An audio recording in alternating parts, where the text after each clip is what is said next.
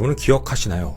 2021년 12월 31일 한 해가 지던 그날 발생한 끔찍하고 엽기적인 살인사건, 일명 막대기 살인사건이라고 불렸죠. 그 사건의 범인은 단순 살인 혐의로만 징역 25년형을 선고받고 현재 수감 중입니다.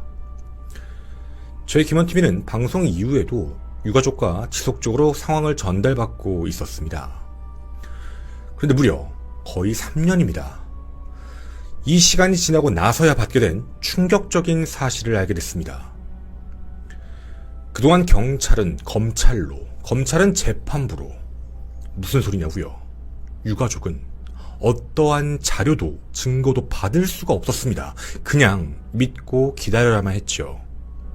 검거된 한정석은 기억이 나지 않는다, 술 때문이다, 우발적이다 라는 주장을 해왔습니다.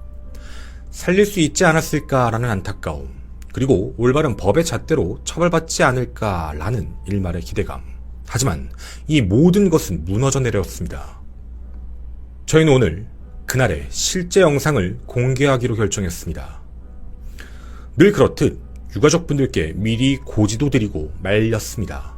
혹시 영상이 공개되면 힘든 장면들이 여러 매체에 노출될 수도 있다. 이후 시간을 갖고 생각하신 유가족 측은 결정하셨습니다. 망자의 명예를 지키고 싶다. 오늘 그 내막을, 그 사실을 공개하려고 합니다.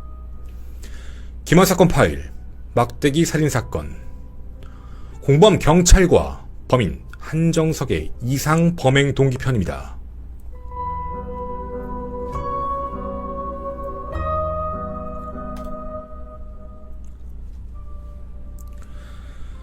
안녕하십니까. 전국 유튜브 독자 여러분, 아프리카TV 시청자 여러분, 김원입니다. 오늘 방송은 여러가지 자료들이 계속적으로 나와서 조금 영상에 딜레이가 좀 있을 수 있다는 점 미리 양해 말씀 부탁드리도록 하겠습니다. 다시 한번 말씀드리겠습니다. 참 어려운 결정을 해주셨습니다. 고인의 명예를 지키기 위해서 유가족 측에선 저에게 자료들을 그대로 공개해 주셨고, 저도 그 모든 영상을 다 살펴봤습니다.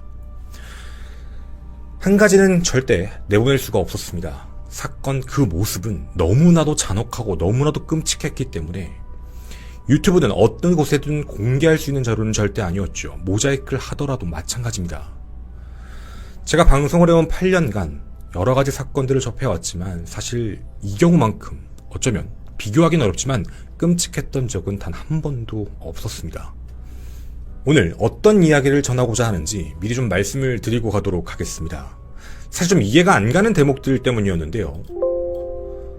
우선 대법원까지 확정 판결 25년형, 단순히 살인 혐의였습니다. 하지만 시간이 확정 판결이 나서도 1년 넘어 엄청나게 오랜 시간이 지나고 나서야 유가족은 자료들을 받을 수 있었습니다. 그리고 이상한 부분들을 확인할 수 있었지만 어디에도 얘기할 수가 없는 현재 대한민국의 진실이죠.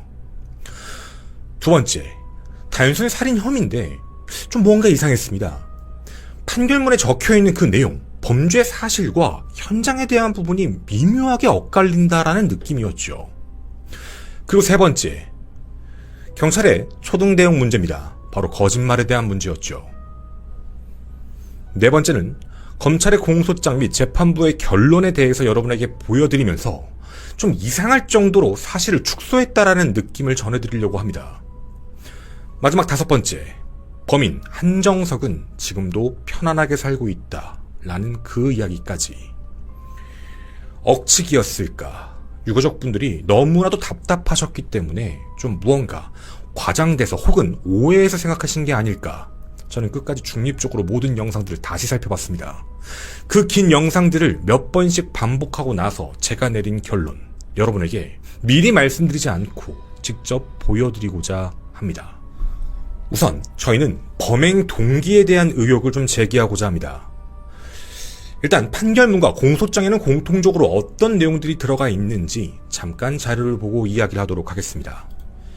실제 경찰 단계, 검찰 단계, 재판 단계의 내용은 다 유사합니다. 모든 혐의를 그대로 받아들였다라는 내용이 되죠. 근데 범행 동기에 대한 부분입니다. 구체적 범죄 사실을 여러분이 함께 보시게 되면 같은 날 새벽 1시 49분경 위 스포츠센터에서 피해자가 바닥 청소를 하는 피고인 한정석을 껴안는 행동을 반복하자 이게 격분하여 그 뒤에 공격을 가했다라는 내용이 적혀 있습니다. 범행 동기가 무엇이었을까요? 술에 취한 상태였던 둘. 너 나 왜 껴안아? 뭐 기분 나빠서. 뭐 그런 부분 때문에 공격한 느낌. 그렇게 적혀 있습니다. 진실일까요? 만약 저게 거짓이면 저 판결문은 왜 저렇게 써야만 했던 걸까요? 이 사건을 전체적으로 살펴보게 되면 한정석이 주장했던 내용이 대부분 다 용인이 됐습니다. 근데 범행 동기에 대한 부분이 화가 났다라는 이야기들로 적혀 있는데 처음에는 술 먹다가 한번 화가 나서 뭐라고 했다. 그 뒤에는 지금 보신 바와 같이 껴안아서 화가 났다.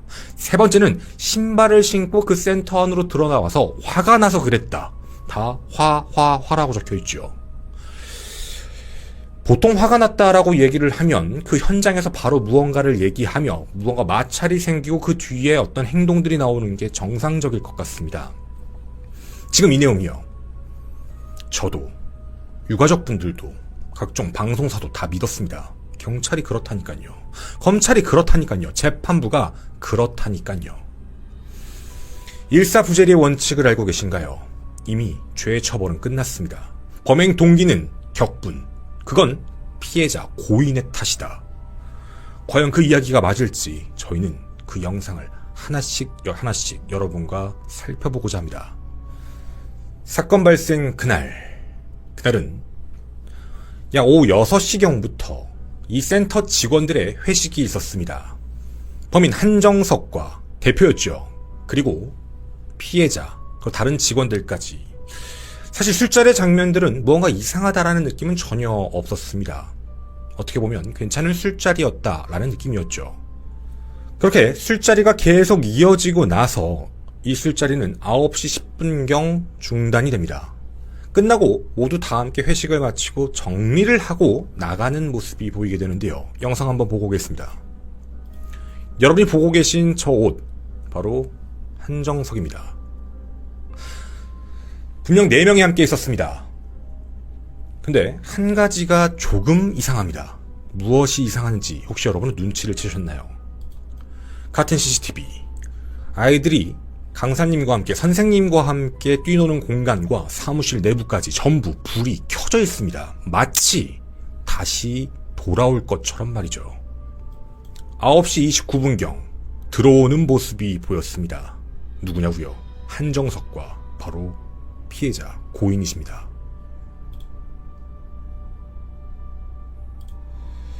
네 명이 회식을 했다. 회식을 정리를 했다. 그런데 불을 끄지 않고 나갔다. 둘만 들어왔다. 뭐 미리 약속을 했다는 듯 그런 느낌도 사실 나긴 합니다. 그리고 이후 밤 10시 51분까지 술자리는 이어집니다. 이제 그러면 술자리가 끝나고 집에 가야 되는 게 맞겠지요. 분명 둘은 같이 나갔습니다. 헌데 10시 58분쯤 한정석은 홀로 들어와 사무실에 앉아 있습니다.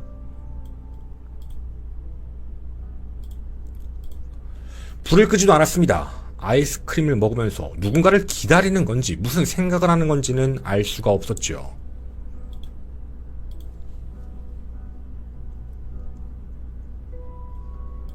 그런데 그 예상은 맞았습니다. 10시 59분경 피해자가 어떤 짐, 가방 같은 걸 들고 안으로 들어오는 모습이 확인됐습니다. 또다시 무언가 약속을 하고 뭘 하려고 했던 걸까? 근데 그건 아니었죠. 11시 2분경 불을 다 끄고 이들은 밖을 나가게 됩니다.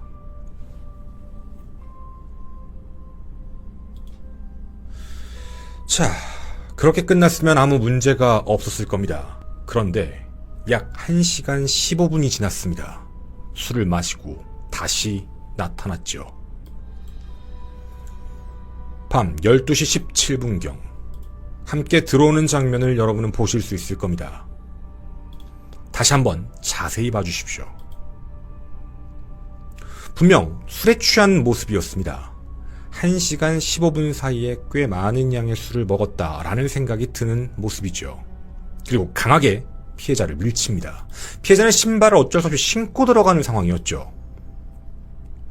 그 안에서 신발을 벗어보지만 한정석은 또다시 이상한 행동을 합니다.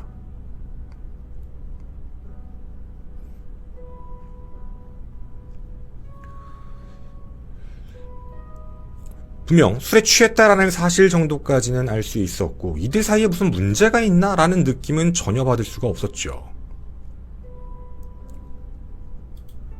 자, 분명 이 시간은 12시 17분 다시 들어왔을 때의 모습입니다.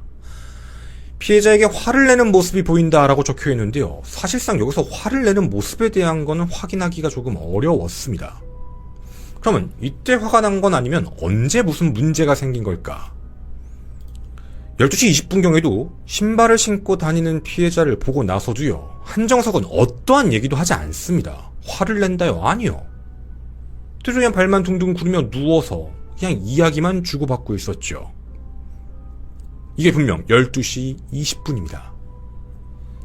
자, 이렇게 영상을 저희는 계속적으로 한 번씩 더 확인을 해봤습니다. 도대체 어디서 화를 낸다는 걸까가 되게 궁금했죠. 분명 판결문에 적혀있는 내용에서는 12시 17분 이후부터 화를 냈다라는 모습이 있지만 사실 보기는 힘들었습니다. 그리고 본격적인 폭행이 시작됐다라고 얘기하는 건 12시 48분이었는데요. 그 사이에는 무슨 일이 있었을지 한번 보도록 하겠습니다. 12시 21분경입니다. 한정석은 피해자를 끌어안고 머리를 쓰다듬으며 무언가를 얘기하는 듯하는 모습을 보입니다. 어떠한 문제도 있다라는 생각은 사실 들지 않았죠. 그리고 사실 이 모습을 그냥 사장이 직원을 되게 아끼는 건가? 형동생 같은 느낌인 건가? 이렇게까지 생각을 해보고 있었습니다. 화가 났다, 격분했다의 모습은 전혀 볼 수 없는 모습. 아마 여기까지는 대부분 동의하실 겁니다. 12시 27분경입니다. 사건 발생 약 20분 전이었죠. 똑같은 모습인데 전 좀 유독 눈에 띄었던 건 무언가 피해자께서 우는 듯한 모습이었습니다. 힘든 이야기를 해서인 건진 모르겠지만 그걸 다독이는 모습일 수도 있다라고까지도 생각을 해보면서 이 영상을 계속 지켜보고 있었죠. 소리가 들어가 있지 않기 때문입니다. 여기까지는 어느 정도 이해할 수 있었습니다. 그냥 직원이 힘든 이야기, 마음에 있는 이야기를 서로 하면서 마치 형동생처럼 이야기를 그렇게 하지 않았을까라고 100번 1000번 양보를 하면서 지켜보고 있었죠. 분명 말씀드리지만 폭행의 모습이 시작되기 20분 전의 모습입니다. 어디에도 화를 냈다라는 건 보기가 힘들다라는 것이죠. 그런데요, 이 12시 48분 영상 한번 자세히 봐주십시오. 한정석이 갑자기 피해자를 끌어안고 눕힙니다. 물론 친하면 그럴 수 있다, 그럴 수 있다라는 부분을 100번 1000번 양보하고 한 번 더 생각을 하고 있었습니다. 누워있는 한정석 옆에 고인은 가만히 앉아있었죠. 하지만 또다시 눕힙니다. 목을 조르는 듯한 행동, 그렇게 강하게는 한 것 같지는 않습니다. 이때까지는 말이죠. 그런데 이 다음 행동이 무언가 이상합니다.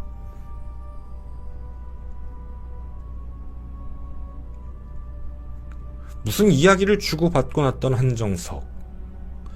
얼마 뒤 목을 걸고 있던 걸 풀고 일어나려는 모습을 보입니다. 그런데 그때 손이 이상한 곳을 향합니다.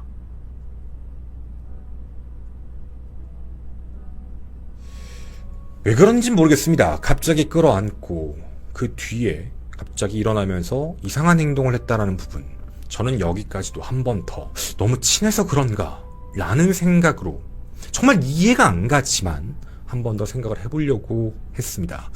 분명히 말씀드립니다. 12시 48분 그때부터 무언가 이상한 행동이 계속적으로 시작됐다라고 말씀을 드렸는데요. 왜 이런 행동을 했을까? 친한 남자들 사이에서 그냥 하는 행동일까? 하지만 한 가지는 또 확실해졌습니다. 화가 났다, 격분시킬 만한 행동은 전혀 없었습니다. 이때까지도 화를 낼 이유는 없었다는 거죠. 한정석의 거짓말입니다. 하지만 왜 재판부는 그걸 인정했던 걸까라는 게 참 의아했죠. 그리고 새벽 1시 21분입니다. 이때부터 한정석은 이상한 행동을 하기 시작합니다.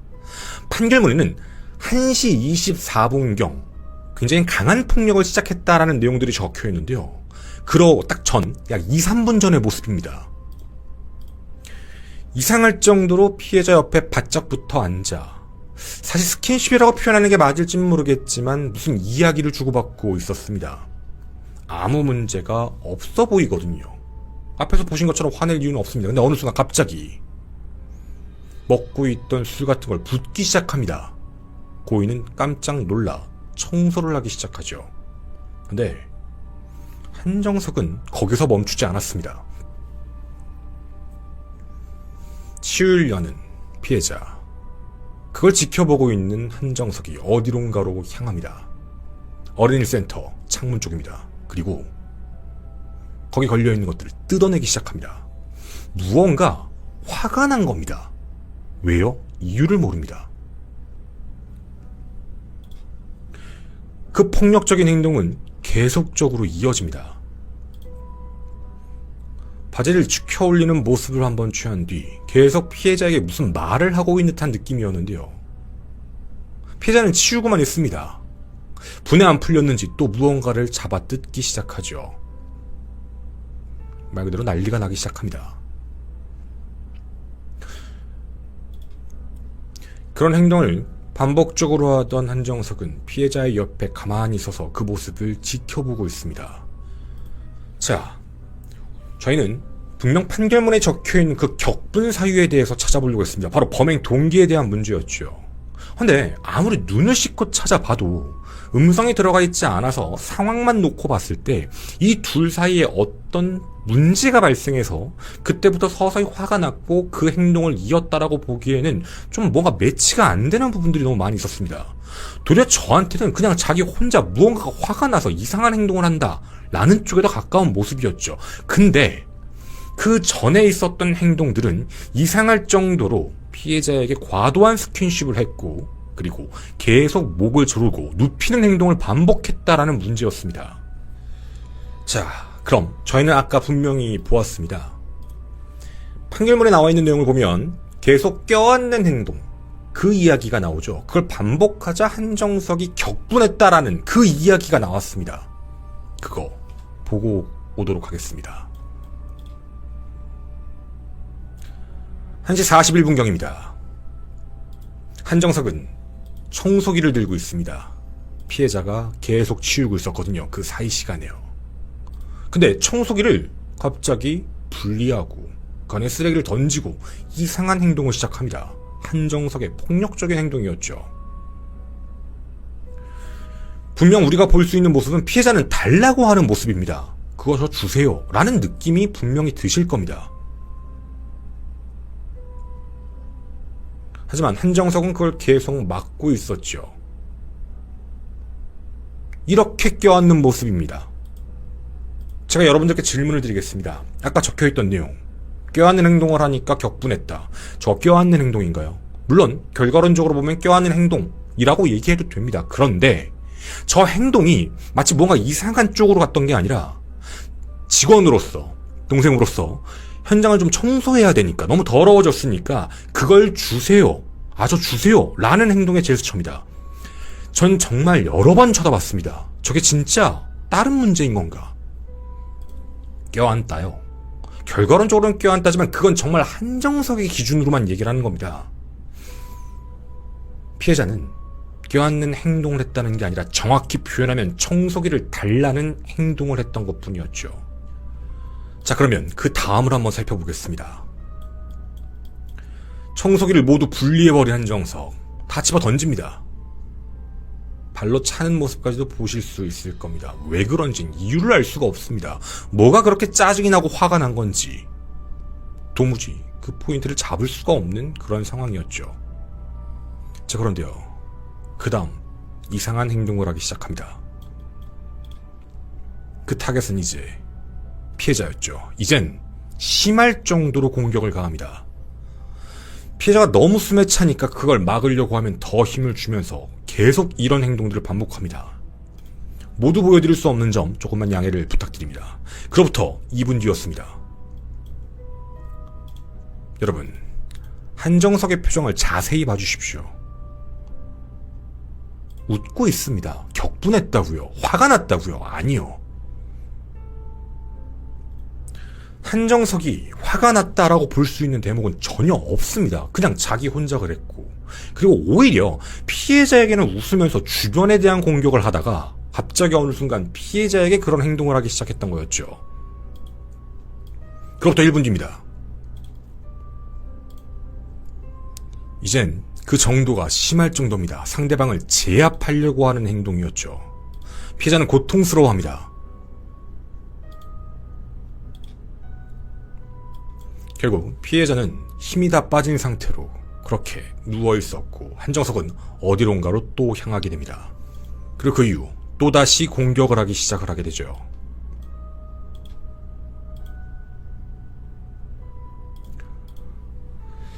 반복이었습니다. 정도는 점점 심해졌죠. 자, 그러면 이제 한 번 더 여쭤보도록 하겠습니다. 앞쪽에서 이상할 정도로 과한 스킨십을 했다, 성기를 만지는 행동까지 서스름없이 했습니다. 100번 1000번 양보해서 거기까지는 뭐 둘의 트러블이 크게 있지 않은 상황이었으니 그때 당시만 해도 그냥 형동생에 대한 관계일까라고 양보를 하고 생각한다고 말씀드렸죠. 하지만 여기는 어떤 이유인지는 알 수 없습니다. 격분했습니다. 격분을 하고 나서 공격을 가하기 시작을 한 상황이었죠. 1시 57분입니다. 그 끔찍한 사건이 발생되기 불과 7분 전입니다. 이 전의 장면은 너무나도 과격해 보여드리지 못하는 점 죄송합니다. 피해자를 계속 끌고 다닙니다. 그리고 무릎으로 아예 제어를 못하게, 어떤 행동도 못하게 완벽 제압을 하고 꽉 누르고 있는 상태였죠. 근데 이때 그 손이 이상합니다. 피해자의 엉덩이 부분 쪽을 내려서 만지고 들어 확인하는 모습이 갑자기 보였습니다. 그리고 오랫동안 만지는 듯한 느낌도 볼 수 있었죠. 정말 여기서부터 의아했습니다. 앞쪽까지는 100번 1000번 양보해서 이게 친해서 그런 건가? 라는 생각을 했지만 이땐 좀 얘기가 달랐죠. 이 사이에도 둘이 함께 이상할 정도로 그 한정석이 따라가는 듯한 모습도 있었습니다. 어딜요? 화장실을요. 그 안에서 있었던 일들은 아무것도 알 수가 없죠. 한정석은 왜 이런 행동을 하게 된 걸까요? 그리고 분명 말씀드립니다. 엎드린 자세로 완벽히 제압을 한 후 저 행동을 한 겁니다. 친해서요? 아니요. 제압을 하고 했다. 사실 성별이 바뀌었다면 준강간 혐의입니다. 좀 덜한다면 추행 혐의까지도 갈 수 있는 그런 모습이었죠. 그리고 그 이후에 공격을 심할 정도로 합니다. 이젠 구타까지 시작을 하죠. 바로 그 사건의 막대기입니다. 아이들이 들고 체육 활동을 할 때 뛰어넘는 그 70cm짜리 막대기를 여러 개를 가지고 와서 피해자를 공격하기 시작합니다. 자, 그런데요, 저는 이 영상을 보여드릴 수가 없습니다. 너무 잔혹하고 끔찍하기 때문입니다. 피해자의 바지를 벗깁니다. 양말까지 전부 벗깁니다. 밑에서 그걸 보고 있습니다. 앉아서요. 그리고 피해자의 엉덩이 부분을 진짜 심할 정도로 가격합니다. 계속해서 때렸다는 거죠. 근데 그 때리는 모습에 거의 살이 터지기 직전? 터졌다고 보기 직전까지 부풀어 오는 모습, 그래도 계속 때립니다. 그리고 그 직후 그 엽기적인 행동을 하게 되는데, 많은 분들이 어떻게 그런 행동을 할 수 있느냐, 그게 가능하냐라는 얘기들도 많이 하셨습니다. 전 영상 보고 정말 깜짝 놀랐습니다. 외부에 힘이 많이 들어갔습니다. 발을 썩거나 이런 식으로 해서 피해자는 70cm 막대기가 거의 다 몸속으로 들어갔습니다. 심장까지 찔렀다라고 판결문에는 적혀 있었죠. 하지만 피해자는 그래도 살아있는 상태일 확률이 높았습니다. 그때라도 병원에 갔으면 다행일 수도, 혹시라도 생존하실 수도 있지 않을까라는 생각이 들었죠. 하지만 결국 그렇게 시간은 계속 지나게 됩니다. 의식을 잃은 피해자, 그 옆에서요, 그 모습 보면서 태연하게 앉기도 하고요, 보기도 하고요, 아무렇지 않게 있습니다. 의식을 잃은 피해자, 겉옷을 벗더니 갑자기 발로 찹니다. 엎드려 있던 피해자를 돌려놨죠. 그러더니 막대기를 들고 다시 때리기 시작합니다. 이런 사실 어디도 적혀있지 않습니다. 자, 그럼 여러분께 한번 질문을 드려보도록 하겠습니다. 한정석, 피해자 왜 공격했나요? 모릅니다. 격분해서, 피해자가 깨어나서, 피해자 때문에 맞나요? 아니요. 저는 아무리 돌이켜봐도 피해자의 탓으로 보이는 건 없었습니다. 혼자 격분했던 그 이유는 과연 무엇이었을까요? 그리고 왜 이상할 정도로 스킨십에 대한 부분, 그리고 왜 그런 이상한 행동을 했을까요? 그리고 때리는 부분, 왜 그런 끔찍한 행동을 했을까? 사실 다른 쪽에 대한 생각이 더 많이 드는 모습이었습니다. 바로 성도착증 환자들의 모습이었죠. 하지만 이런 부분에 대해 유가족은 몰랐습니다. 알 수가 없지요. 저희도요, 언론사도요, 방송사도요, 그 누구도 알 수가 없었습니다. 자료가 없으니 말이죠. 경찰 단계에서 유가족 측은 CCTV를 보겠다라고 분명 말씀하셨습니다. 그걸 보고 싶다, 알아내야 된다 라고 하셨는데 경찰은 그걸 말렸습니다. 아니요, 이거 보시면 트라우마가 생길 것 같다, 안 보시는 게 나을 것 같다. 유가족은 그걸 믿었습니다. 하지만 그 내용에 대한 부분들은 이제 거의 3년이 지나서야 무언가 내용이 다르다라는 사실을 이제서야 한 것이죠. 경찰에게 자료를 요구할 수도 없었습니다. 경찰에게 자료를 요구하면 검찰에 가서 얘기하세요. 검찰에 얘기하면 재판이 진행 중이니까, 재판부에 얘기하면 1심 끝나고, 항소심입니다. 항소심 끝나고, 그 다음이요, 대법원이죠. 확정 판결 끝나야 됩니다. 못 봤습니다. 그냥 믿고 기다려야만 하는 것이죠. 저는 감히 이런 생각이 들었습니다. 만약 이 CCTV를 1심 단계나 혹은 경찰 단계, 검찰 단계에서라도 유가족 측이 확보를 하고 뭔가 이상하다라는 사실, 공소장에 적혀있는 내용과 좀 뭔가 다른 것 같다라고 했다면 그 주장을 충분히 어필할 수 있는 시간적인 여유가 있었을 거라고 봅니다. 모든 탓을 피해자 탓만 하고 있었던 한정석의 이야기를 믿어주는 게 아니라 이거 어쩌면 다른 부분, 아무리 못해도 성도착증 환자의 모습이 보이기 때문에 그 부분에 대한 수사나 혹은 그거에 대한 검사를 해봐야 되는 게 아닐까라는 어느 정도의 추측은 해볼 수 있었으니 말이죠. 하지만 이 모든 사실을 봤음에도 불구하고 그냥 모든 단계는 지나가 버렸습니다. 이제 와서 하는 얘기죠. 그 누구도 모른 채 말입니다. 우리에게 알려졌던 사실은 공격에 대한 이야기들 그 글이었습니다. 하지만 피해자는 엄청나게 많은 끔찍한 그런 고통을 받고 있었죠. 그걸 이제서야 보게 된 겁니다. 어쩌면 유가족 입장을 2번 죽이는 게 아닐까라는 생각도 들 정도입니다. 유가족을 2번 죽였다. 그 이유가 한 번 더 있습니다. 그 뒤에 대한 문제였죠. 2시 29분경 한정석의 신고를 받은 경찰이 출동했습니다. 근데 이때 당시에 한정석은 뭐라고 얘기를 했냐면 첫 통화 때 이런 얘기를 했습니다. 아니, 어떤 변태 새끼가 와서 엄청 때린다, 뭐 이런 말을 했습니다. 변태 새끼가 와서 때린다. 이거 분명히 한정석이 자기 입으로 직접 얘기한 겁니다. 이때요, 피해자를 때리고 있으면서 한 말입니다. 이거 자기 얘기죠. 한정석 얘기입니다. 그걸 인식하고 있었다면 저는 여기서 확정을 내렸죠. 아, 얘 알고 있다. 일부러 그런 거다. 판결문에는 폭력행위를 명확하게 인식하고 있었다라고만 적혀 있었지만 저는 이게 폭력행위 및 성도착증, 성범죄의 혐의도 분명히 있었다라는 걸 알 수 있었습니다. 그리고 도착한 경찰 앞에서는 이런 말을 했습니다. 모르는 사람이 들어와서 행패를 부렸는데 그 사람이 도망갔고 피해자는 내 직원인데 술에 취해 자고 있어요 라는 이야기만을 남겼죠. 처음에 경찰은 사건이 공론화되기 시작하자 이렇게 이야기했습니다. 자기들이 들어갔을 때 피해자가 나체인지 말 그대로 밑에 바지가 없는지는 알 수가 없었다. 패딩 같은 게 덮여 있어서 그냥 말만 듣고 술에 취한 사람인가 보다. 그리고 뭔가 사건 현장 같은 느낌이 나지 않아서 그 뒤에 그냥 나갔다. 뭐 이런 식의 이야기만 했죠. 그런데 CCTV는 완전히 다른 이야기를 했습니다. 패딩이요. 옆에 보이시나요? 경찰이 들어올 때 패딩은 하체에 덮여있지 않았습니다. 피해자는 하체가 없는 상태로 상의만 옷을 입고 대자로 누워 계셨습니다. 자, 그리고 여러분에게 한 가지 더 말씀을 드리고 싶은 게 있습니다. 지금 이 현장 정상적으로 보이시나요? 피해자 밑에 쪽에 있는 청소기 구부러져 있습니다. 청소기는 다 분해되어 있죠. 각종 쓰레기들이 널브러져 있습니다. 한정석이 막 떨궈놨던 장식들도 난리가 나 있는 상태지요. 얼핏 보더라도 보통 정상적인 곳은 아니다라는 느낌입니다. 행패를 부려서 싸웠다. 그럼 경찰이 해볼 수 있는 건 무엇일까요? 행패를 부려서 싸우고 있었는데 술 취한 직원이 나체의 상태로 그냥 누워만 있었다.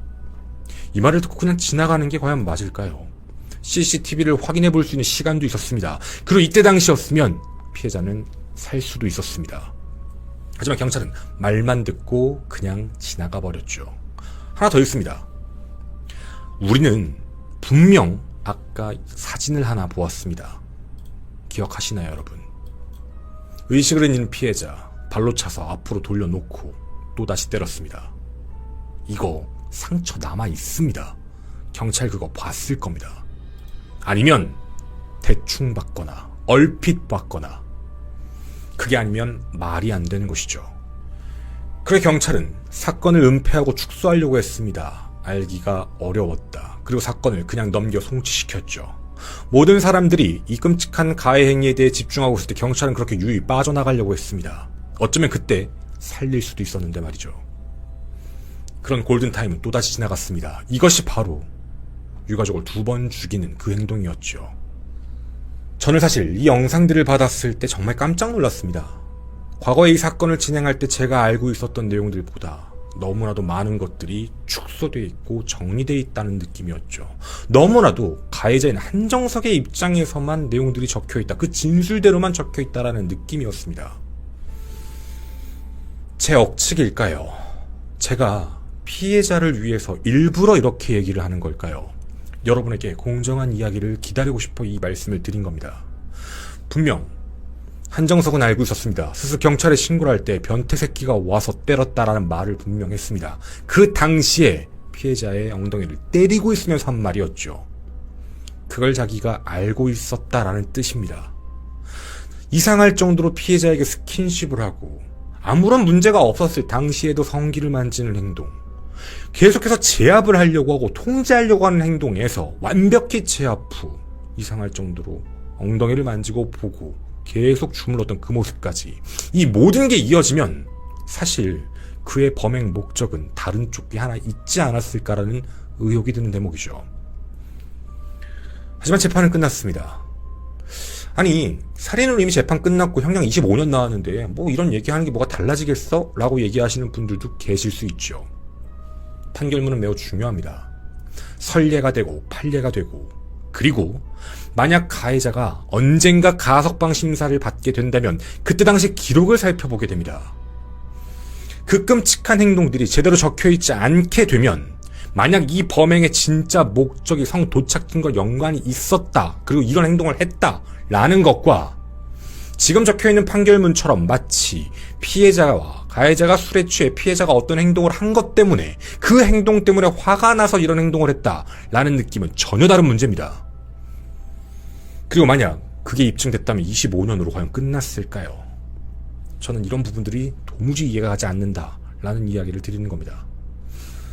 제가 이 이야기를 여러분께 드리면서도 참 많은 생각을 하게 됐습니다. 어떤 분들은 이런 말씀을 하실 수도 있죠. 아니, 너가 예전에 진행했던 부산 돌려차기 사건 같은 경우에는 CCTV를 미리 입수했잖아 너도, 라고 하시는 분들도 계실 겁니다. 그래서 저희가 함께 목격자를 찾아 1심에서 2심으로 넘어갈 때 모든 걸 바꿨죠. 맞습니다.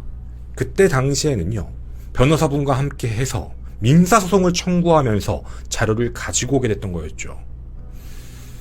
피해자는 경찰과 검찰이 모든 걸 해주기 때문에 굳이 변호사를 선임할 이유가 없다. 대한민국 법입니다. 맞습니다. 틀린 얘기가 아니죠. 그 사건과 관련해서는 해주니까 말이죠. 하지만 그때 당시엔 그렇게 진행을 해서 자료를 받을 수가 있었던 것. 하지만 이런 경우는 받을 수가 없었습니다. 그냥 기다렸기 때문이죠. 그 경찰이 잘못한 부분들에 대한 것, 이런 문제를 가지고 국가에 배상 신청을 하며 소송이 들어가자 드디어 자료를 확보할 수 있게 된 그 시점은 대법원 판결이 끝나고 나서입니다. 참 이해가 가진 않습니다. 법은 공정해야 합니다. 근데 가끔씩은 그런 생각이 들죠. 누구의 편일까? 피해자나 유가족이 자료를 요청한다라는 부분에 대해서 경찰은 검찰에다, 검찰은 재판부에, 재판부는 재판이 끝나고, 이런 이야기들은 반복적으로 나옵니다. 물론 무언가 잘못될 수도 있어서라는 말을 합니다. 괜히 자료 같은 걸 봤다가 그게 수사에 방해가 될 수도 있지 않을까라고 각 기관들마다 하는 이야기이긴 하죠. 그렇다면 더더욱이 완벽하게 보장하고 지켜줘야 되지 않는가라는 생각이 듭니다. 그들을 믿고 기다렸다가 나중에 왔던 게 이런 모습이라면 무슨 생각이 들까요? 속았다라는 느낌이 들지 않을까요? 제가 여러분들께 오늘 보여드렸던 일부분, 사실 모든 내용들을 다 보여드릴 수는 없습니다. 너무나도 끔찍하고 잔혹했기 때문입니다. 그런데 이 전체적인 내용을 살펴봤을 때 저는 어떤 것도 일부러 짜깁기 하지 않았습니다. 정말 객관적으로 보기 위해 중립적으로 바라보면서 내용들을 살폈죠. 하지만 그럼에도 불구하고 저는 마지막 그에게는 성범죄 혐의가 분명 있었다라는 결론이었습니다. 하지만 이 사건은 일반 살인사건, 형량은 25년이었죠. 여러분들의 생각을 함께 듣고 싶습니다. 한정석은 반성 없이 지금도 명치금을 받아가며 그렇게 교도소 생활을 하고 있다라고 합니다. 그냥 운이 없었다. 술 취해서 그냥 재수가 없었던 거다. 아니요. 한정석은 저는 감히 이렇게 얘기합니다. 자기 입으로 얘기했죠. 피해자를 때리면서 변태 새끼가 와서 때리고 있다.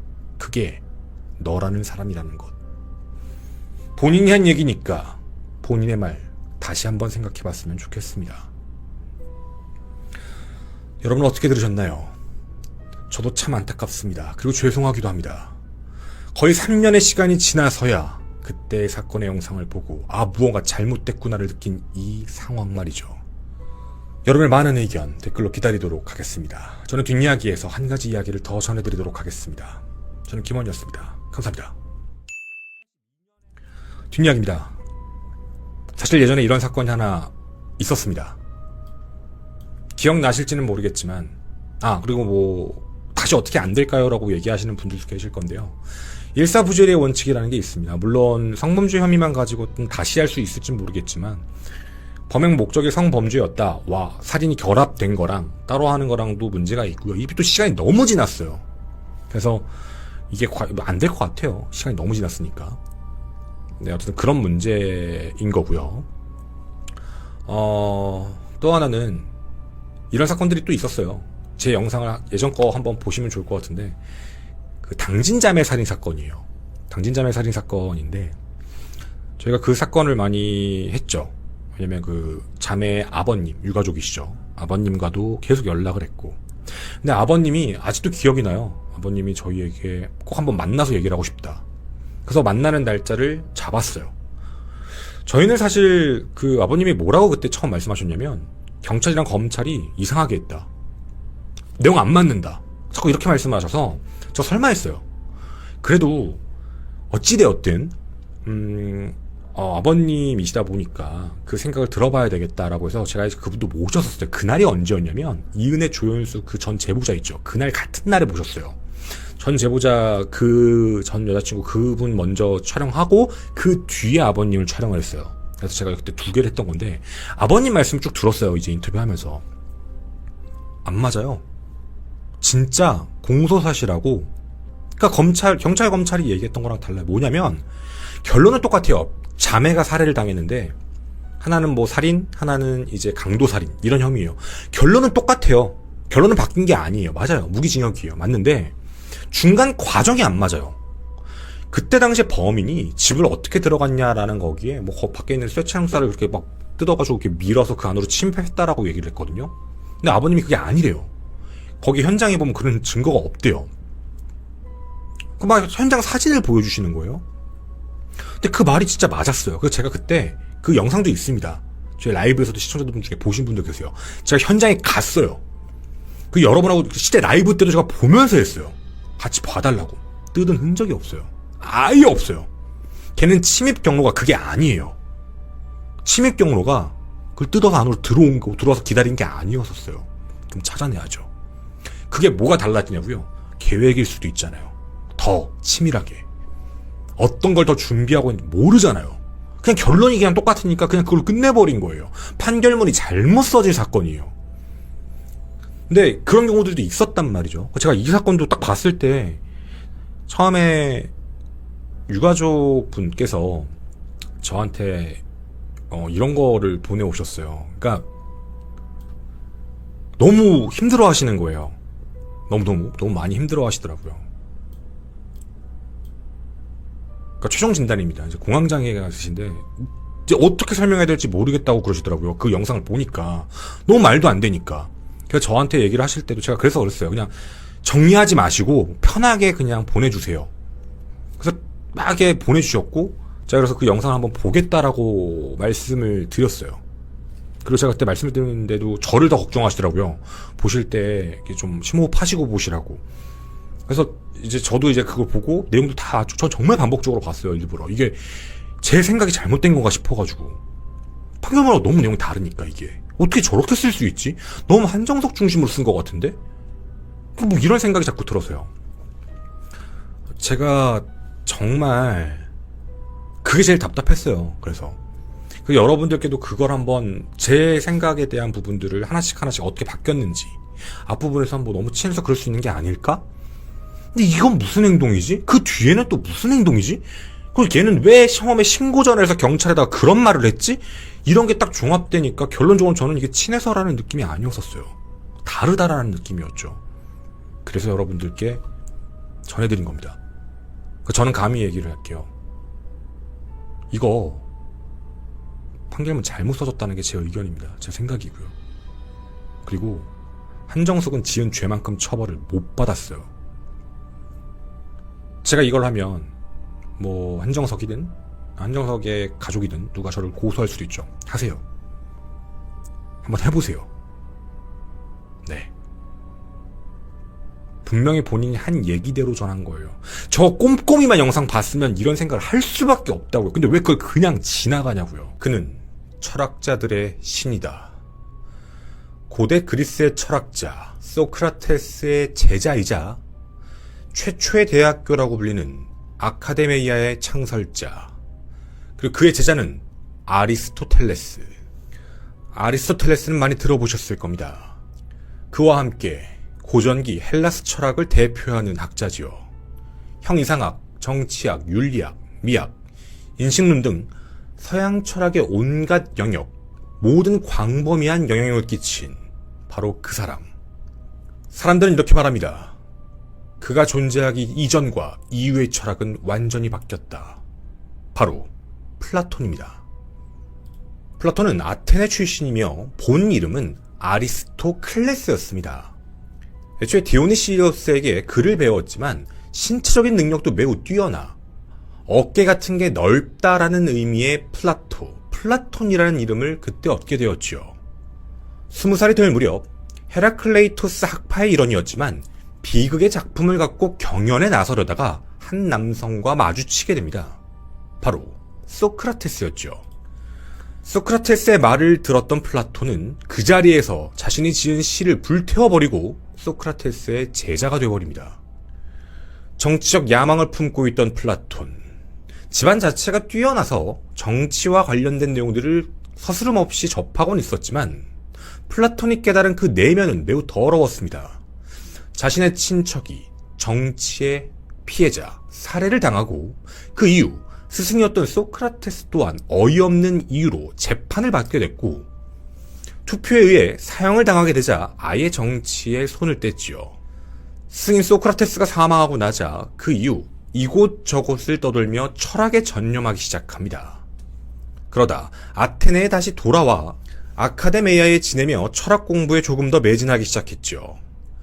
본래 알려진 바에 따르면 시칠리아 섬과 에트나 화산 분화구를 구경하기 위해 한번 방문을 했다가 그곳의 권력자였던 대 디오니시스를 만났고 그 사람이 친교 이런 부분을 원했는데 이에 플라톤은 거절을 해버립니다. 결국 화가 났던 권력자 플라톤을 스파르타 노예상에게 노예로 팔아버립니다.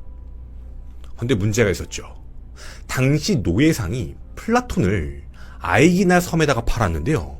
그 섬은 모든 아테네 출신 사람들을 그냥 다 사형시켰습니다. 플라톤도 사형이 예고가 되었죠. 근데 사람들 사이에 이 사람 철학자야, 유명한 사람이야 라는 이야기가 퍼지자 철학자를 죽이면 저주를 받을 수 있다 라는 논리로 정말 다행히도 아테네로 풀려나게 됩니다. 그렇게 앞서 말씀드렸던 최초의 대학교 아카데메이아에서 아카데미아, 우리가 아카데미라고 부르는 어원입니다. 학당을 세우고 수많은 제자들을 양성하지요. 그 중에 한 명, 많이 들어보셨을 겁니다. 시작이 반이다 라는 말도 남긴 아리스토텔레스입니다. 무수히 많은 철학적 연구를 했던 사람, 그리고 그 철학은 지금까지도 모든 철학에 영향을 끼치고 있는 사람.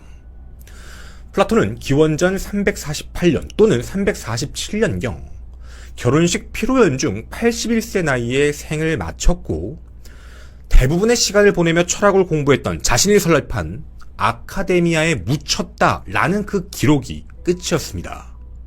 이렇게 기록으로 내려오자 플라톤이 세웠던 그 아카데미 어딘가에 분명히 있겠구나 라고 알고만 있었던 건데요. 문제는 플라톤 사후였던 기원전 86년 로마 장군 술라에 의해 아카데미가 파괴가 돼버립니다. 물론 그 이후 복구룰의 명맥은 유지를 했지만 정확히 어디에 묻혔는지는 알 수가 없었죠. 넓은 지역을 전부 확인할 수 있는 상황도 아니었습니다.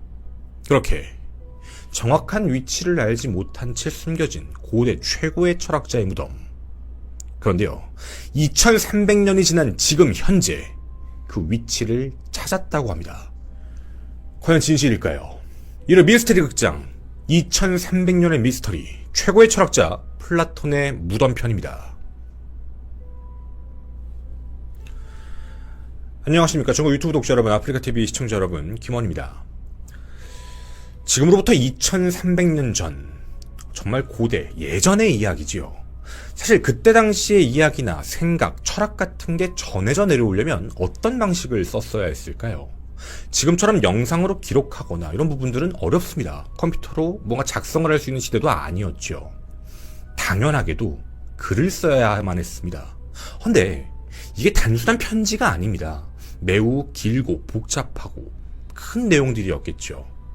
따라서 그 당시에는 어떤 대철학자의 이야기, 그런 책들이 나오게 되면 그 책을 그대로 필사본으로 떠서 직접 손으로 쓸 수 있는, 손으로 써야지만 복제가 가능했습니다. 그만큼 돈과 시간, 그 노동력이 어마어마하게 들었던 일이죠.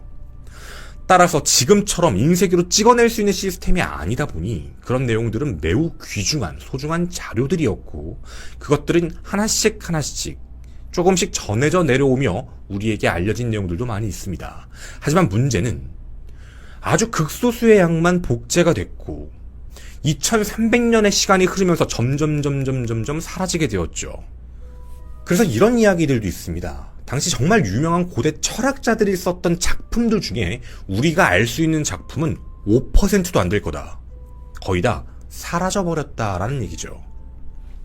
앞서 말씀드렸던 플라톤의 제자 아리스토텔레스가 굉장히 유명한 내용을 썼다라는 건 알고 있습니다. 총 2편으로 출간된 비극과 희극이었죠. 헌데 지금 남아있는 건 비극입니다.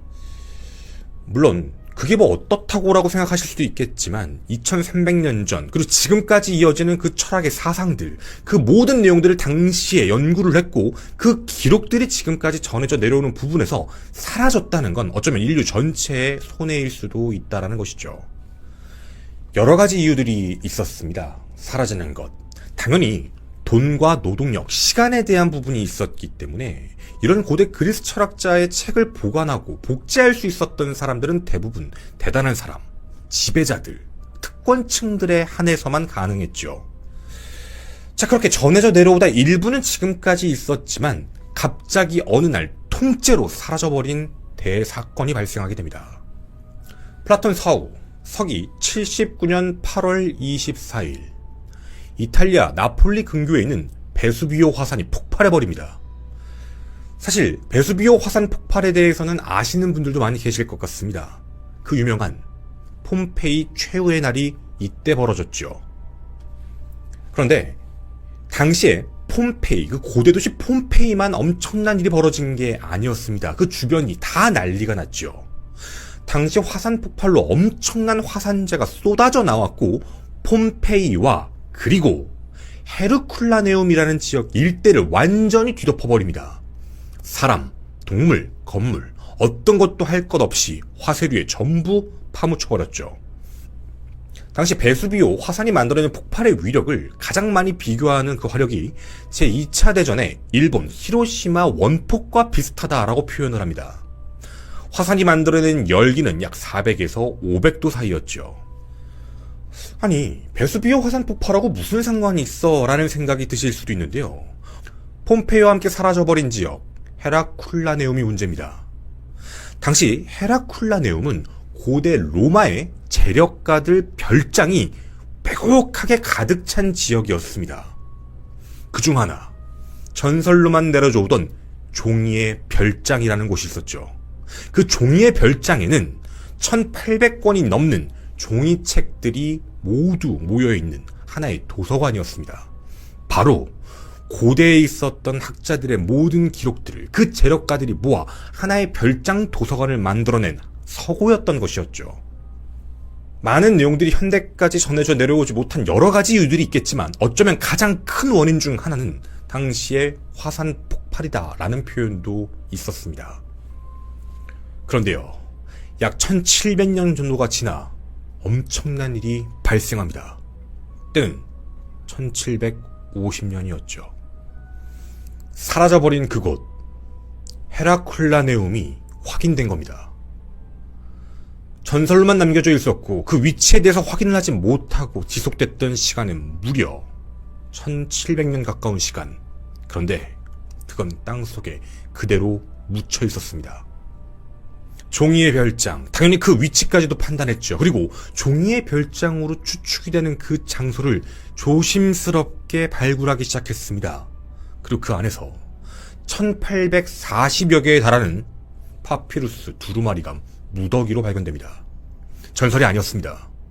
고대 로마의 재력가들이 오랜 시간 동안 수집해 모아놓은 고대 철학자들의 글, 어쩌면 지금까지도 전해지지 않았던 내용들이 그 안에 그대로 고스란히 남아있었던 것이었죠. 그런데 큰 문제가 있었습니다. 이거 그냥 묻혀 사라진 게 아니었죠. 폼페이 최후의 날, 이 내용도 확인해보신 분들도 알겠지만 사람조차 흔적조차 없이 사라져버렸습니다. 당시 베수비오 화산이 폭발하며 쏟아진 엄청난 화산재의 열기 때문에 이 파피루스 두루마리가 딱딱한 숯덩어리처럼 굳어져 버린 겁니다. 내용을 해독하기는커녕 두루마리를 펼치기조차 어려운 상황이었습니다. 1750년 발굴 당시에 한 농장 노동자가 파피루스에 있는 그 하나의 문서를 발견했는데 그걸 아무 생각 없이 억지로 풀려다가 그냥 가루가 돼서 사라져버린 일도 있었습니다. 어쩌면 그 내용 정말 중요한 내용이었을 수도 있는데 말이죠. 분명 엄청난 내용들이 그 안에 있을 겁니다. 오랜 시간 동안 감춰졌던 내용들, 전해지지 않았던 2300년 혹은 그 이전의 기록들. 하지만 연구가 불가능했죠. 만질 수조차 없는 상황이었습니다. 필 시도조차 할 수 없는 상황이었죠. 그런데요, 2024년 인류는 발전했습니다. 2015년 켄터키 대학의 한 팀이 새로운 시도를 시작합니다. 이거 X선 단층 촬영으로 해서 한번 따보면 확인 가능하지 않을까? 라는 추측이었죠. 해서 2015년에는 단층 촬영으로 해서 이걸 3D 모양으로 펼쳐지는 모양, 그 프로그램을 만들게 됩니다. 해서 마이크로시티 이미지를 이용해 내부에 있는 모습까지도 고해상도 이미지, 그렇게 출력을 해내는데 성공을 했죠. 물론 그렇다고요. 그 안에 있는 글자를 식별하는 건 다른 문제였습니다. 펼치는 것까지는 가능했죠. 바로 3D로요. 하지만 그 안에 글들을 확인하는 건 당시엔 너무 힘든 일이었습니다. 2015년 이후 연구진들은 매진하기 시작합니다. 혹시 찾아낼 수 있지 않을까? 파피루스에 쓰여진 글씨는 분명 잉크 재질일 건데 그 잉크가 탄소 기반일 거다. 그렇게 잉크의 존재를 찾아내는 스캔 데이터를 하나씩 만들어갑니다. 그리고 그렇게 보이지 않는 글씨들을 하나씩 읽어내기 시작을 했죠. 자, 그리고 끝나지 않았습니다. 과학기술과 함께 과학자들이 지금까지도 노력을 하고 있는 것이었죠. 처음엔 펼칠 수조차 없었던 것, 하지만 3D 스캐닝으로 펼치게 되었고 그 안에 있는 잉크들을 포착해서 조금씩의 글씨들을 약간씩만 확인할 수 있었던 것. 근데 번역을 할 수가 없었습니다. 그때 새로운 기술이 나타나게 되죠. 바로 AI입니다.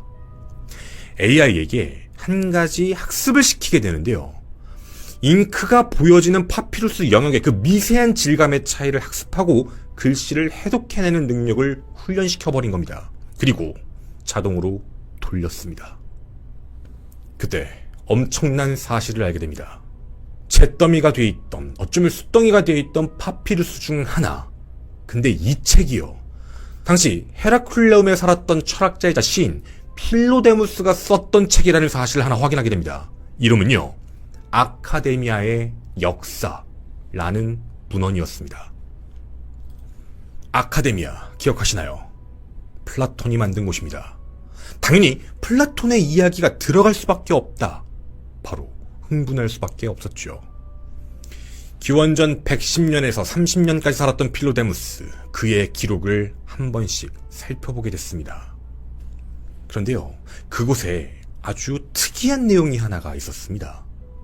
플라톤의 마지막 밤. 죽기 전의 이야기였습니다. 그냥 몇 년도에 사망했다라고 정도만 알려져 있던 플라톤의 마지막 날을 굉장히 상세하게 기록을 해놨다라는 것이었죠. 새롭게 번역된 이 내용에 따르면 플라톤은 엄청난 고열에 시달리고 있었다고 합니다. 바로 사망 직전의 모습이었습니다.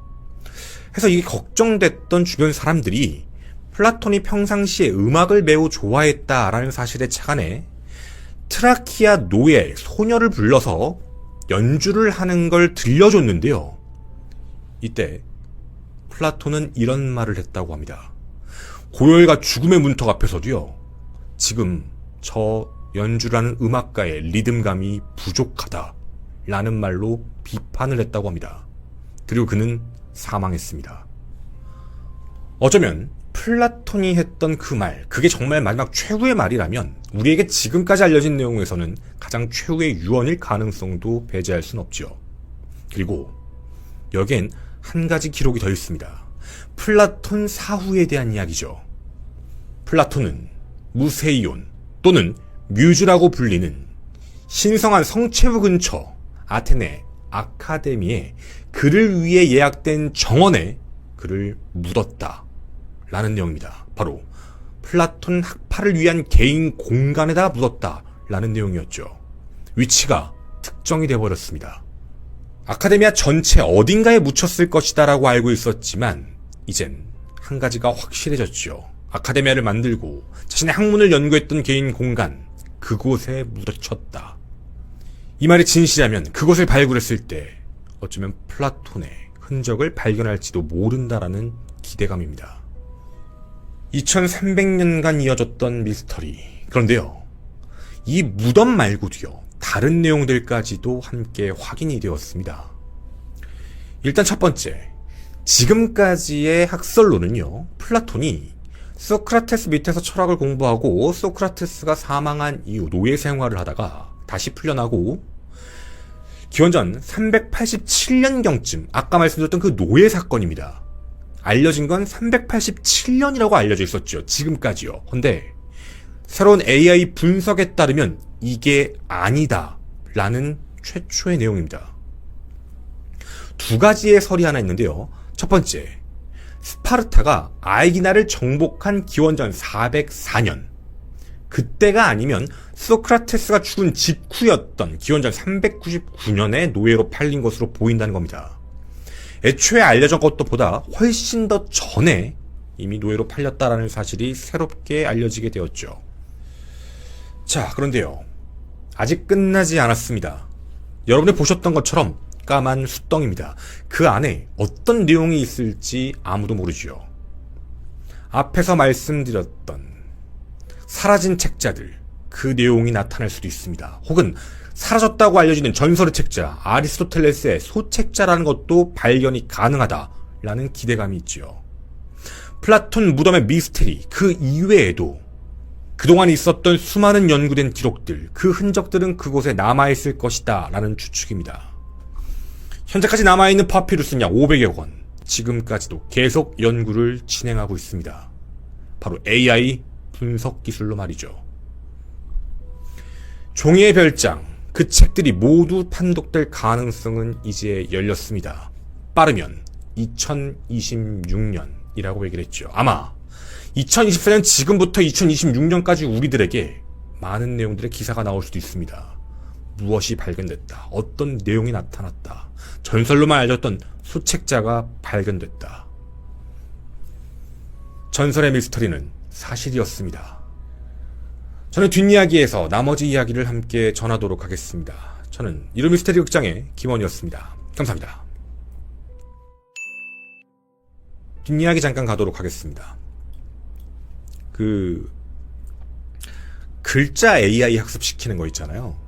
이거 제가 봤는데 고대어들하고요 AI 학습시킬 때 포인트들 찾을 때요 좀 재밌는 게 있었어요. 한국어도 있어요.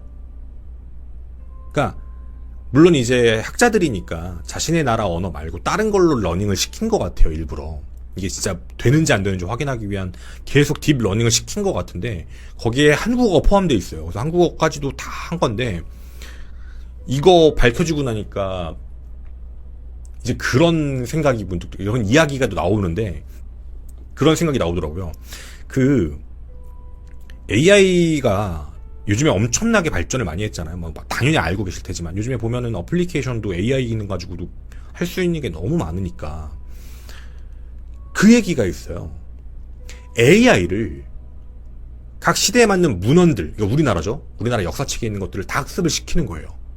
AI만 판단할 수 있는 여러 가지들 기술이 있을 거라서 뭐 예를 들자면 글씨의 문맥에 대한 부분, 흐름에 대한 부분, 가능성을 여러 가지로 얘는 계속 공부하니까 그게 다 러닝이 됐다라는 가정하에 예를 들면 사라진 비석의 일부 거기를 추측하는 거지.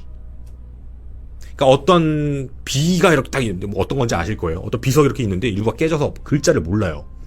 근데 남아있는 기록들로 계속 러닝을 시켜놓은 얘한테 이 AI가 그걸 읽은 다음에 문맥상, 흐름상, 시대 상황상 여기에 가장 자연스러운 어떤 문구들이 이런 게 들어갈 거다라고 추측도 해볼 수 있지 않을까라는 거예요. 그래서 경우의 수를 쫙 나누는 거죠. 이 중에 내용이 나올 수 있다. 그럼 또 하나 맞아요. 실록들. 우리가 또 역사의 민족이잖아요. 기록의 민족. 그거 다 아직 안 돼 있다는 얘기 되게 많거든요. 너무 광범위해서 그거 AI가 연구하면 진짜 빠른 시간 내에 돌리는 거예요. 그러니까 인력이 부족하다, 뭐하다의 문제가 아니라 AI 기술을 도입해버리면 그걸 전부 다 번역하고 해석해버리고 그거에 대한 내용을 이제 내부에 추출시켜주는 거니까. 그래서 기술력이 진짜 무섭긴 해요. 엄청난 거니까. 그래서 지금 현재 이 파피루스만 그런 게 아니에요. 파피루스만 그런 게 아니라 고대 문서들 중에 예전에 무슨 암호로 알려졌던 그런 막 문서들 있잖아요. 그거 AI가 해석하기 시작했어요, 이제. AI가 연구를 하고 확인을 해서 그거 딱 투입시켜서 돌리면 얘가 그거 돌려서 번역을 해버리는 거예요, 갑자기.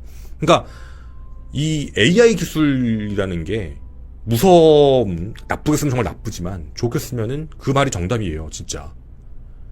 인류가 발전하면서 사라진 역사까지 복원시킬 수 있다라는 거니까. 그러니까 진짜 잘 써야 되는 거예요, 이거. 이거 진짜 무서운 거니까, 어떻게 보면. 역사에서 확인할 수 없었던 그 기록들에 대한 부분들도 하나씩 건드리면서. 그리고 AI가 할 수 있는 그 분야가 너무 다양해서 학습만 시키면 다 해버리니까. 그래서 지금 그 시대가 열렸다라는 어떻게 보면 좀 신비로운 일이죠. 그리고 이게요. 어떻게 됐냐면 펼치는 3D 모델링 나왔잖아요. 막 하고 막 뭐 잉크로 막 글자 찾고 막 이런 거 했었잖아요. AI 가지고. 이거를 대회를 연 거예요. 거기서. 아테네 국립 어딘가 뭐 경연대회처럼 AI 전문가들 학자들이 다 붙은 거예요 거기에. 그래가지고 돌리고 파서 이게 막 거의 어느 발굴팀에서 뭐 내보내고 막 어디서 내보내고 막 진짜 되게 치열하거든요. 왜냐면 이게 상금도 상금인데 자기들이 선택해서 번역해서 분석했는 내용에 만약에 전설로만 남겨졌던 어떤 유명한 학자의 어떤 책이다. 그래서 그게 알려지게 되면 난리가 나는 거잖아요, 이것도요. 지금 이거 엄청나게 매진하고 있다고 하더라고요. 계속 열정적으로 하고 있고. 저도 문득 그 생각이 들었어요. 우리나라에 있는 그런 것들도 할 수 있지 않을까, 빠르게 도입을 한다면. 그리고 그런 부분들도 생각이 약간 문득 들더라고요. 그리고 그 AI 기술과 관련되어 있는 부분, 이건 또 이제 뒷이야기여서 제가 사족으로 갖다 붙이는 건데, 제가 유튜브를 했잖아요. 이제 8년 차인데, 초기보다 지금 AI 그 기술력 어마어마해요. 그러니까 그 AI 기술력이 뭐야 라고 생각하실 수도 있지만 분야는 다양해요. 음성. 예전에는 그 음성 이거 정확도 처음엔 없다가 생겼다가 좀 부정확했는데 지금은 여기 밑에 보시면 자막 누르시면 그 제가 쓴 게 아니라 자동으로 나가는 거예요. 제 말을 듣고 AI가 바로 그냥 한국말로 띄워주는 거거든요. 근데 이게 되게 정확해요, 진짜로. 그런 것도 AI가 하고 있는 거고. 이제 어떻게 보면 그 유튜브 이제 구글에서는 그거를 그 머신러닝인가라는 명칭으로 제가 부르는 걸로 알고 있거든요. 옛날에 들어가지고 계속 자기가 학습을 하는 거라고 들었어요. 그렇게 하는 거고. 그리고 이게 발전해온 과정들만 보면 썸네일 잡는 거, 내용 잡는 거 이런 거에 다 예민하게 반응하는 거예요. 다 잡아내고 어떤 좀 자극적인 단어를 많이 쓰고 어떤 거 하고 막 어떤 내용들 나오고 막 이런 부분들까지 AI가 다 알고 있다는 얘기예요. 진짜 무섭죠, 어떻게 보면. 그리고 여러분들에게 그 AI가 유튜브 영상 보면 추천 키워드를 던지잖아요. 그것만 있는 게 아니에요. 이런 경험 해보셨을 거예요. 인터넷도 마찬가지고 유튜브도 마찬가지인데, 내가 이렇게 어떤 인터넷 페이지에 뭐 검색해서 들어가 보면 갑자기 이렇게 광고 이렇게 뜨는 게 있거든요. 근데 그게 내가 며칠 전에 검색한 거야. 그러니까 그렇게 다 학습을 시켜놨어요. 그러니까 그게 같이 다시 눈에 띄게 떠오르게 하고, 이거 너 살려고 한 거 아니야? 이러면서. 그래서 뭐 하냐면, 이거 저도 뭐 옛날에 들었던 건데, 여러분이 이제 구글 아이디를 대부분 쓰잖아요. 뭐 애플도 쓰겠지만, 이런 걸 쓰게 되면은, 여러분이 평상시에 검색하는 거에 대해서 확인을 한대요. 이제 데이터베이스로 다 저장을 하나 봐. 근데, 그걸 가지고 추측을 하는 거야. 아, 이 사람은 나이가 몇 대, 몇십 대, 그리고 남성, 여성, 관심 분야 어느 정도. 이렇게 해서 확인을 하는 거예요. 그래서 그거에 맞는 광고를 띄워주는 거라고 하더라고요. 예를 들면, 나는 뭐, 내 나이 때는 뭐, 모바일 게임 같은 것도 전혀 안 해, 관심도 없어. 막 이러면 그런 사람들은 모바일 게임 광고가 잘 안 나오는 거고요. 평상시에 자기가 요즘에 문득 갑자기 차를 한번 바꿔볼까? 해가지고 막 자동차를 검색을 많이 해봤잖아요. 그럼 어느 순간 막 자동차 광고가 자꾸 뜨는 거예요. 이게 광고주 광고니까. 그런 기술력이라고 얘기를 하더라고요. 그래서 AI가 어떻게 보면 지금 사회 전반적으로 되게 여러 가지 영역으로 넘어가고 있는 것 같아요. 그러니까 저도 되게 놀란 게 AI 어플들도 되게 많아요. 어학 어플들이 되게 많더라고요. 저도 몇 개 쓰고 있는데 지금 뭐 이거는 뭐 제가 얘기할 수는 없지만 대화가 돼요. AI가 바로 인식해요. 그냥 딜레이가 아예 없어요. 너무 신기해요, 그게 저도. 그래서 진짜 이제 그 정도까지 가고 있는 거라서 이 AI 기술은 정말 좋은 데 쓰면 정말 좋겠지만 이거 진짜 나쁘게 쓰면 걱정도 되고 있죠. 요즘엔 범죄도 많이 쓰고 또 있으니까. 그래서 진짜 좀 조심해야 될 그런 것도 있고 정말 참 좋게 쓰면 좋은 기술일 텐데 어쩌면 제가 오늘 플라톤의 무덤 이제 오랫동안 했던 게 드디어 이제 발견됐다는 그 미스테리가 사실이었다라는 얘기를 했지만 이제 우리에게 남은 진정한 미스테리는 앞으로의 AI이지 않을까라는 생각이기도 합니다. 그래서 뒷이야기에 이 얘기를 한 거고요. 감사합니다.